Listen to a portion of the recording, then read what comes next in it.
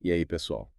Tudo pronto para a nossa imersão, nosso deep dive no pragmatismo jurídico? Uma área fascinante, né? Total. A gente vai desvendar como essa corrente brasileira molda as decisões, entender as polêmicas, os debates Tá.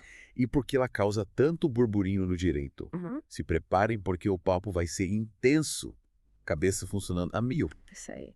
O pragmatismo jurídico nos leva a questionar, né? As bases do sistema legal. Ah, E aí já parou para pensar como os juízes decidem quando a lei é confusa. é. O pragmatismo jurídico busca justamente as respostas, as saídas práticas para essas questões. É como tentar encaixar uma peça quadrada num buraco redondo, né? É. Às vezes, a lei, do jeito que está escrita, não se encaixa na realidade. O pragmatismo jurídico tenta justamente Uhum. adaptar a lei para funcionar na prática, né? Sim, sim. Mas me explica uma coisa. Quais são, assim, as bases do pragmatismo jurídico? Uhum.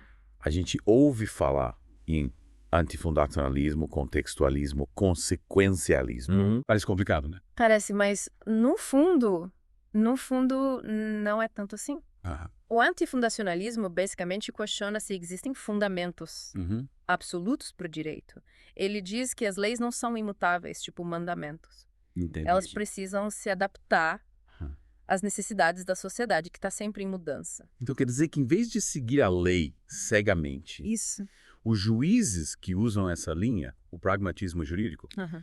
eles levam em conta o contexto, né? Uhum. Cada caso. Sim. Tipo, a mesma lei pode ter diferentes interpretações, Exato. dependendo da situação. É isso que o contextualismo propõe. Ah, entendi. Imagina que a lei é como uma ferramenta. É. Você usa um martelo para pregar um prego, mas não para apertar um parafuso certo. Exato. Cada caso pede uma abordagem Uhum. e o contextualismo enfatiza que os juízes precisam considerar as circunstâncias Aham. para tomar a decisão mais justa. Faz sentido. E o consequencialismo, onde ele entra. O consequencialismo é um convite para a gente pensar nos resultados. Uhum. Os resultados práticos das decisões. Sim, tem. Os juízes que seguem essa linha se preocupam com o impacto. Uhum. O impacto na vida das pessoas. É. Afinal, de que adianta uma decisão correta, Uhum. se ela só causa problema. É verdade. Mais problemas do que soluções. É. Então, Sai daquela visão do juiz robô, né? É. Que só aplica a lei mecanicamente. isso. Com pragmatismo jurídico, o juiz pensa no contexto, Uhum. nas consequências. Isso. E busca a solução mais justa para cada caso. Exatamente. E aí, como que ele se diferencia do positivismo jurídico? Boa pergunta. No positivismo jurídico, a lei é vista como um conjunto de regras Uhum. fixas, imutáveis. Tipo um manual de instruções, sabe? Sei. Os positivistas defendem que a lei deve ser aplicada, Aham. literalmente, sem levar em contexto ou consequências. Seria que eu uso o martelo para tudo, mesmo precisando de uma chave de fenda. Exatamente. O positivismo preza pela segurança, previsibilidade. Mas essa rigidez pode gerar resultados injustos. Entendi. É como se a gente tivesse duas ferramentas, né? O positivismo jurídico, que garante ordem, previsibilidade, e o pragmatismo jurídico, que busca justiça, Isso. no caso concreto. E qual é a ferramenta certa? Depende. Depende do caso, né? É verdade? E para a gente entender melhor essa relação Aham. entre pragmatismo e positivismo, Sim.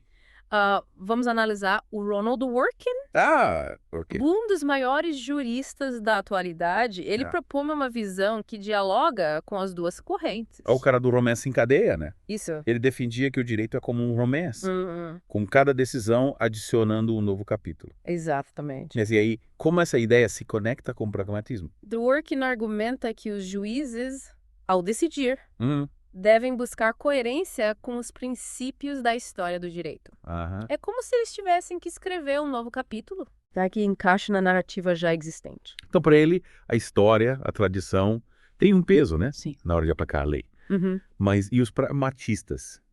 Como eles veem essa ênfase na história? Os pragmatistas reconhecem a importância da história, mas Hum. não a consideram um fator determinante.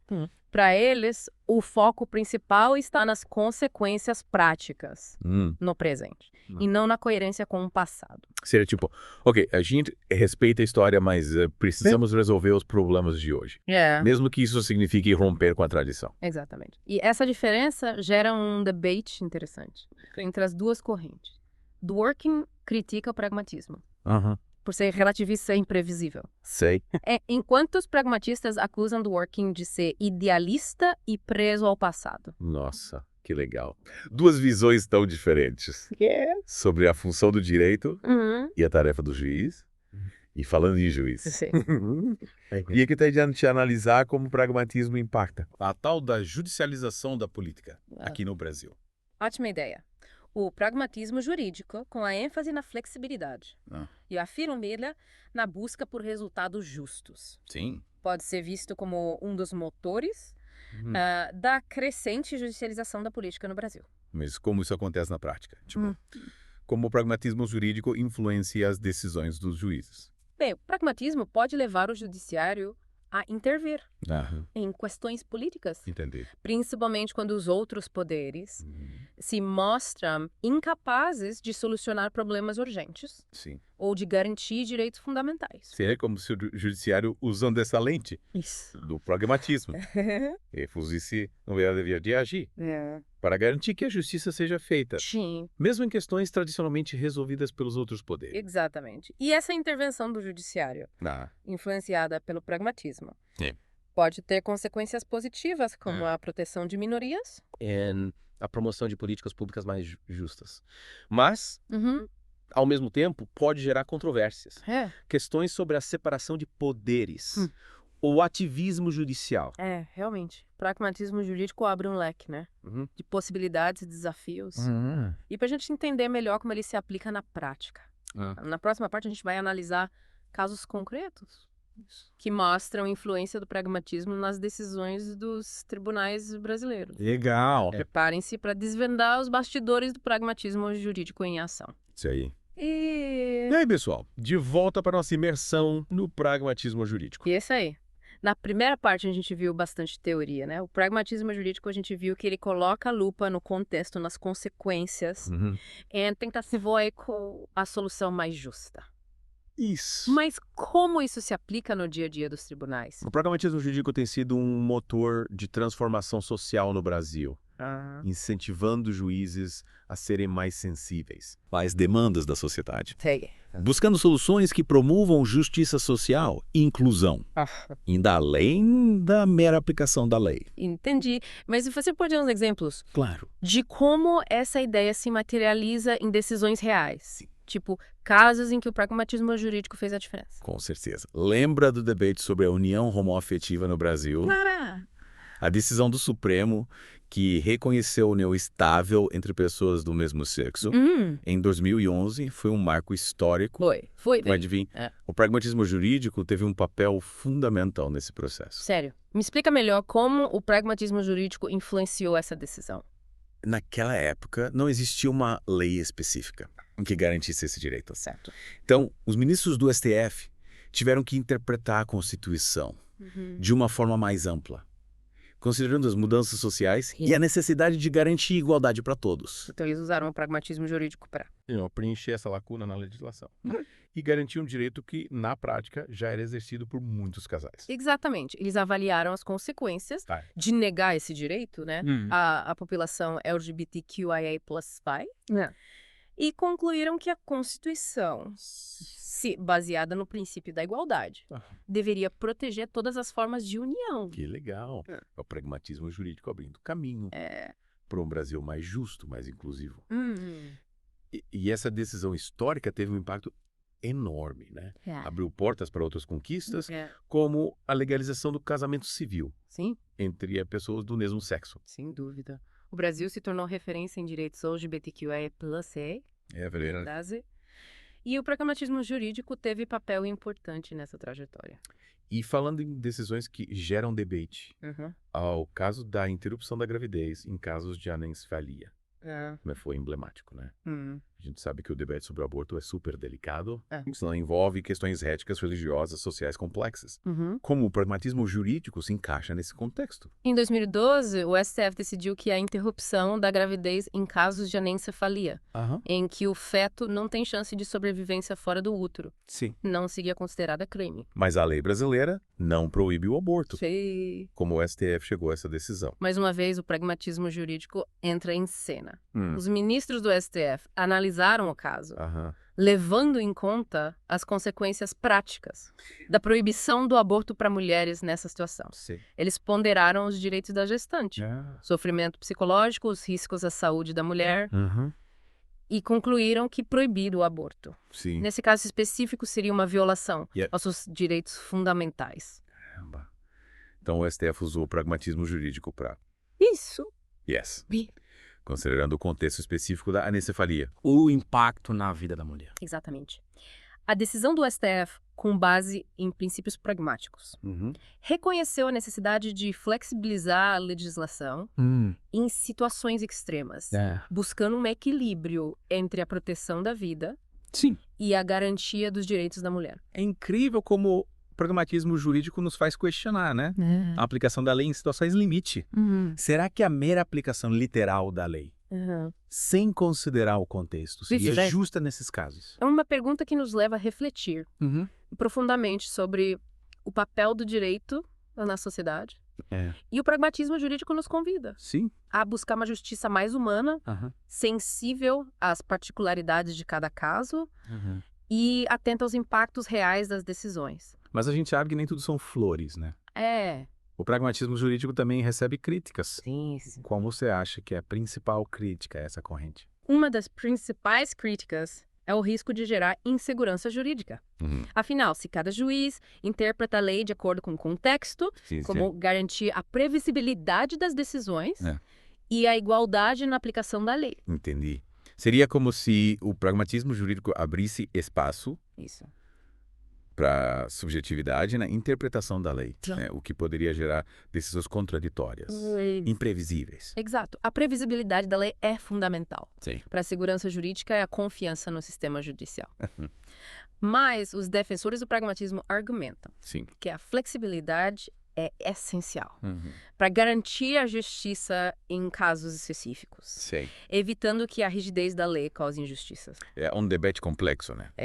Que exige uma análise cuidadosa. Com certeza. A gente precisa encontrar um ponto de equilíbrio entre a previsibilidade da lei e a busca por justiça em cada caso. Perfeito. E essa busca por equilíbrio é um dos grandes desafios do pragmatismo jurídico. E por falar em desafios, a gente não pode deixar de falar da judicialização da política, né?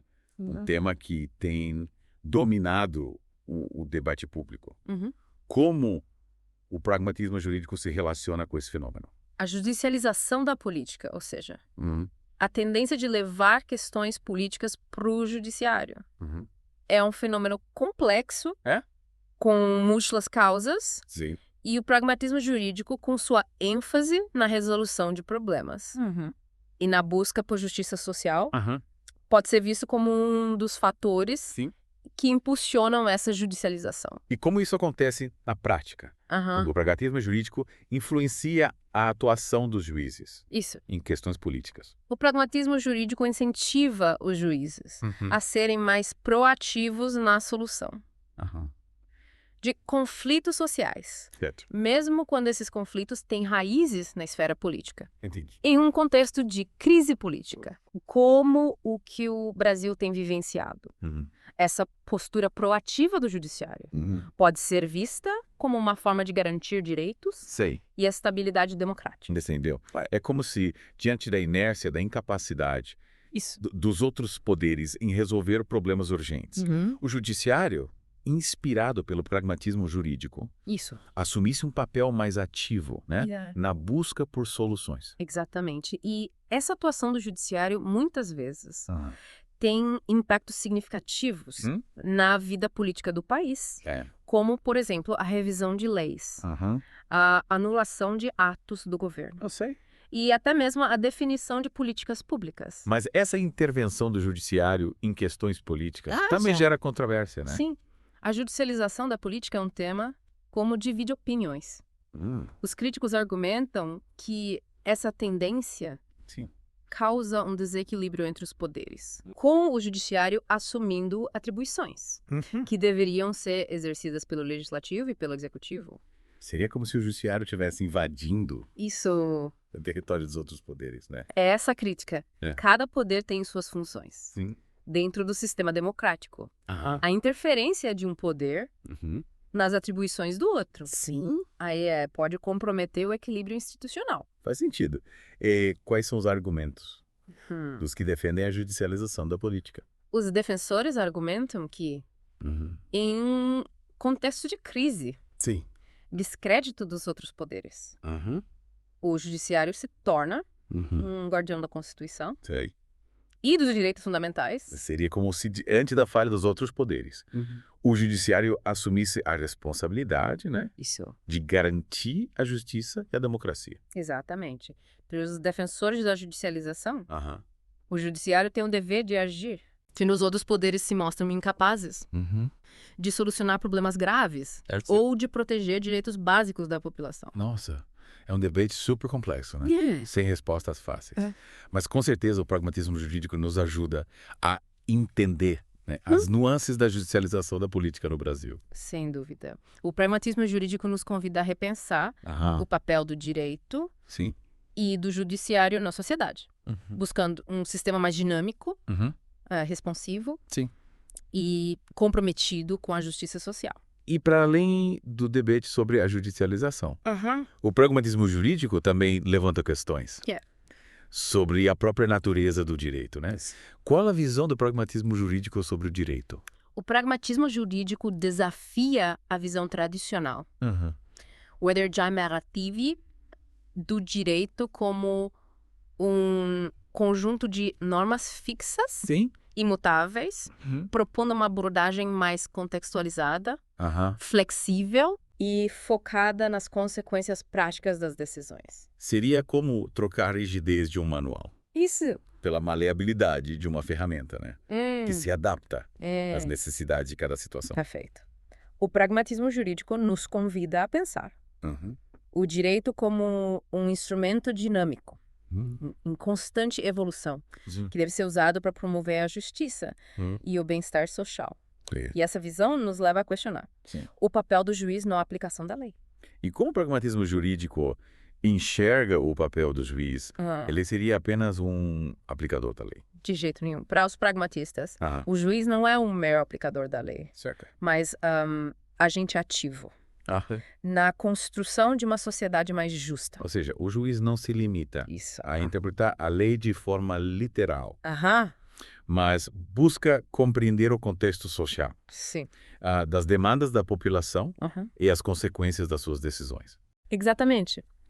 O juiz se torna um mediador entre a lei e a realidade social, buscando soluções que promovam a justiça. Certo. Em cada caso. Interessante. Mas essa postura ativa do juiz não pode gerar conflitos, principalmente em relação à imparcialidade.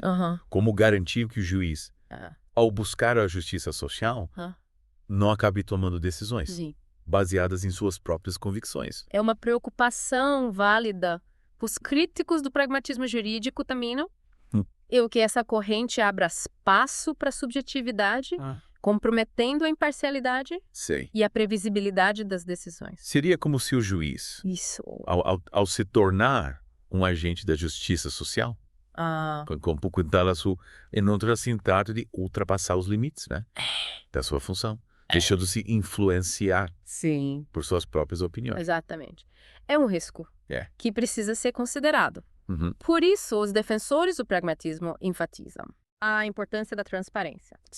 Do debate público e do controle social sobre a atuação do judiciário. Então, a busca por justiça social não pode sacrificar, né?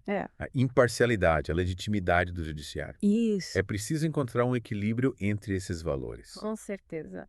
E essa busca por equilíbrio é um dos grandes desafios do pragmatismo. E para finalizar essa parte do nosso papo,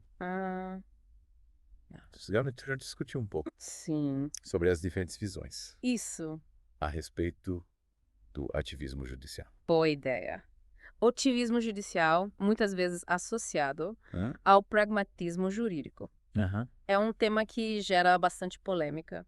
Para alguns, é uma ameaça à democracia. Enquanto outros veem como instrumento fundamental para garantir direitos. Mas, afinal, o que é o ativismo judicial? Em termos simples, O ativismo judicial ocorre quando juízes, Sim. ao interpretarem uma lei, ou além do texto legal. Certo. Considerando o contexto social, político e econômico. Sim. Para promover mudanças sociais por meio de suas decisões. Seria como se o juiz, em vez de se limitar a aplicar a lei mecanicamente, assumisse um papel mais proativo, né? Na busca por justiça social, usando a interpretação da lei como ferramenta de transformação. Exatamente. E essa postura ativa do judiciário pode se manifestar de diversas formas. Sim. Como a expansão de direitos, a revisão de políticas públicas e a intervenção em questões, tradicionalmente reservadas aos outros poderes. E quais são os argumentos daqueles que criticam o ativismo judicial? Os críticos argumentam que o ativismo judicial pode levar à insegurança jurídica, à politização do judiciário e ao desequilíbrio entre os poderes. Seria como se os juízes, ao se tornarem ativistas, ultrapassassem os limites da sua função, comprometendo a separação de poderes. E a legitimidade democrática. Exatamente. Para os críticos, o ativismo judicial representa um risco à democracia, pois transfere para o judiciário um poder não eleito, a responsabilidade de tomar decisões que deveriam ser tomadas pelos representantes eleitos pelo povo. Entendi. E quais são os contra-argumentos dos defensores do ativismo judicial? Os defensores argumentam que, em um contexto de crise política, institucional, o judiciário se torna um importante guardião da Constituição e dos direitos fundamentais, especialmente quando os outros poderes se mostram incapazes ou omissos em garantir esses direitos. Ou seja, para os defensores, isso é fecho.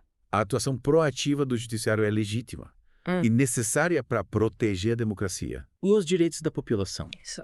Principalmente quando os outros poderes falham. Isso mesmo. Eles argumentam que a Constituição e os tratados internacionais conferem ao judiciário o papel de garantir a efetividade dos direitos. Mesmo que isso implique em contrariar a vontade da maioria ou desafiar o status quo.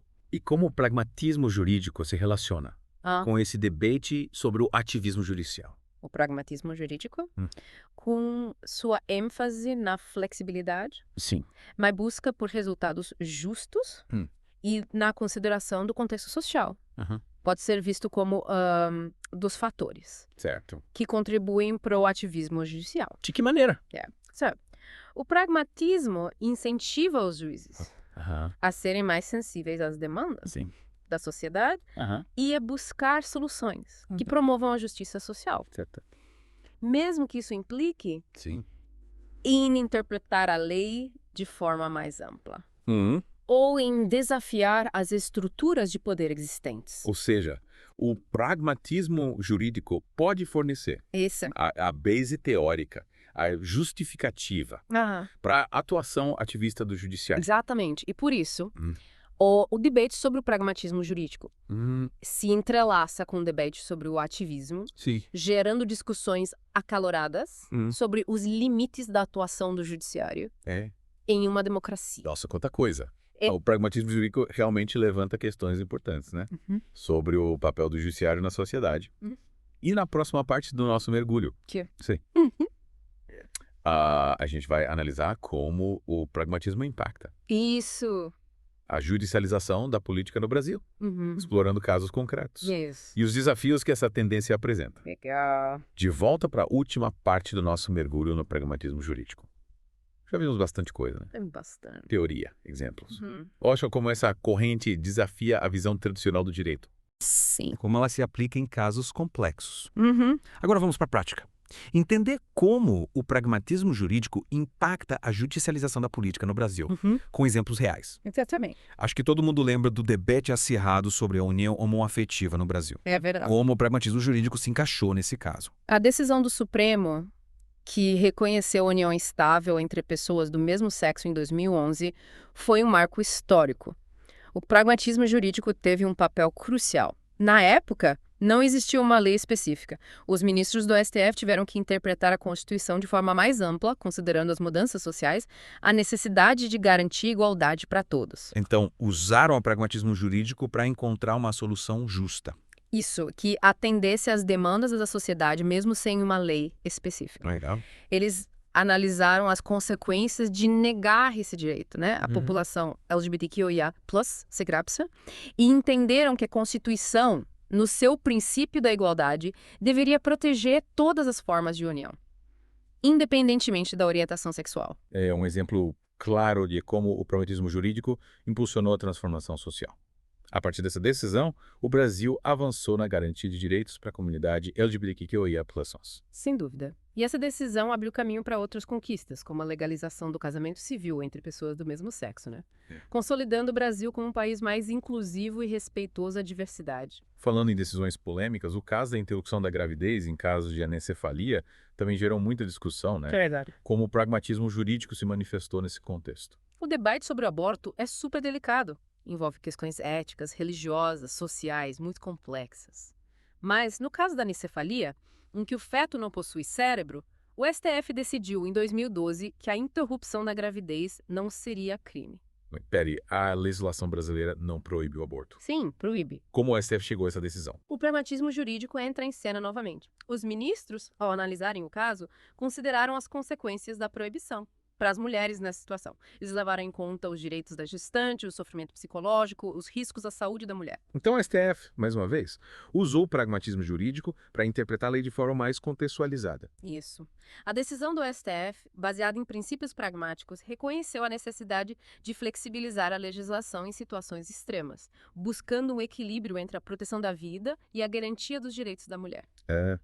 O pragmatismo jurídico nos leva a repensar a aplicação da lei em situações limite. É verdade. Ele nos faz questionar se a simples aplicação literal da lei, sem levar em conta o contexto e as consequências, seria justa. Com certeza. O pragmatismo jurídico nos incentiva a buscar uma justiça mais humana, sensível às particularidades de cada caso e atenta aos impactos reais das decisões judiciais. Esses casos mostram como o pragmatismo jurídico está presente nos tribunais brasileiros, né? Influenciando decisões importantes e moldando o debate sobre temas polêmicos. Mas essa corrente também enfrenta críticas. Sim. Uma crítica frequente é o risco de gerar insegurança jurídica. Se cada juiz interpreta a lei de acordo com o contexto, com as consequências, como garantir a previsibilidade, a isonomia na aplicação da lei. É como se o pragmatismo jurídico abrisse espaço para a subjetividade. Exato. Poderia gerar decisões contraditórias, imprevisíveis. A previsibilidade da lei é essencial para a segurança jurídica e a confiança no sistema judicial. Mas os defensores do pragmatismo jurídico argumentam que a flexibilidade é fundamental para garantir a justiça em casos específicos. É um debate que exige cuidado, buscar um equilíbrio entre a previsibilidade da lei e a busca por justiça em cada caso. Com certeza. E outro ponto polêmico é a questão da politização do judiciário. Os críticos do pragmatismo jurídico argumentam que essa ênfase nas consequências sociais, na busca por justiça social, pode levar os juízes a tomarem decisões baseadas em suas próprias convicções políticas. O que comprometeria a imparcialidade. É como se o pragmatismo jurídico fosse usado como pretexto para impor visões ideológicas. Exatamente. Indo além da função de interpretar a lei, a imparcialidade do judiciário é fundamental para a democracia. Mas os defensores do pragmatismo jurídico argumentam que a busca por justiça social não é sinônimo de partidarismo e que os juízes devem sempre se basear nos princípios constitucionais, nos direitos fundamentais. Ou seja, o desafio é usar o pragmatismo jurídico como instrumento de justiça social, mas sem comprometer a imparcialidade e a legitimidade do judiciário. Com certeza. É um debate complexo que exige maturidade e responsabilidade de todos os envolvidos, juízes, advogados, legisladores, a sociedade como um todo. Construir um sistema judicial mais justo e eficaz depende da participação de todos. Para finalizar, qual a principal lição que o pragmatismo jurídico nos deixa? O pragmatismo jurídico nos convida a repensar nossa relação com o direito. Ele mostra que o direito não é um conjunto de regras imutáveis, mas um instrumento dinâmico, em constante construção que deve ser usado para promover a justiça e o bem-estar social. Ele nos desafia a questionar, a buscar novas perspectivas e a construir um sistema judicial mais humano, responsivo, conectado com as necessidades da sociedade. É isso aí. O pragmatismo jurídico nos instiga a ir além das fórmulas prontas, né? Buscando uma justiça mais contextualizada, atenta às peculiaridades de cada caso, comprometida com a construção de uma sociedade mais justa e igualitária. E com essa reflexão, a gente encerra nosso mergulho no pragmatismo jurídico. Esperamos que vocês tenham curtido a viagem e continuem explorando esse tema. Até a próxima!